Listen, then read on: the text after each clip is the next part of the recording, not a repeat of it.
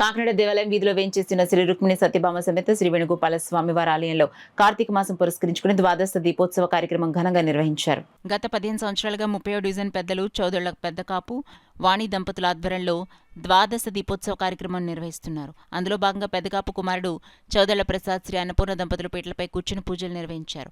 Kakinada city MLA Vanamadi Kondababu కుమారుడు వనమాడి మోహన్ వర్మ ద్వాదశ దీపోత్సవాన్ని ప్రారంభోత్సవ కార్యక్రమానికి విచ్చేసి స్వామివారిని దర్శించి పూజలు చేశారు. ఆలయ అర్చకులు మోహన్ వర్మతో పూజలు చేయించి తీర్థప్రసాదాలు వేదాశీర్వచనం అందించారు.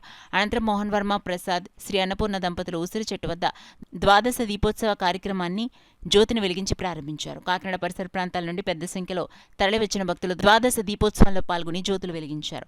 అనంతరం మోహన్ వర్మ శ్రీ అష్టలక్ష్మి దేవాలయంకి వెళ్లి శ్రీ లక్ష్మీనారాయణలను దర్శించి పూజలు చేశారు. ఈ సందర్భంగా ద్వాదశ దీపోత్సవ నిర్వాహకులు చౌదల పెదకాపు చౌదల ప్రసాదులు మాట్లాడుతూ గత 15 సంవత్సరాలుగా స్వామివారి ఆశీస్సులతో ఇదే ప్రాంగణంలో ద్వాదశ దీపోత్సవాన్ని నిర్వహిస్తున్నట్లు వెల్లడించారు. కార్యక్రమంలో మాజీ కార్పొరేటర్ రాగిరెడ్డి అరుణ్ కుమార్, బన్నీ, స్థానిక పెద్దలు అద్దేపల్లి గంగరాజు, విజ్జపు మురళి, వంకాయల కృష్ణ, నేరెళ్ల మురళి, పి లక్ష్మి, పెద్ద సంఖ్యలో మహిళలు, పెద్దకాపు కుటుంబ సభ్యులు పాల్గొన్నారు.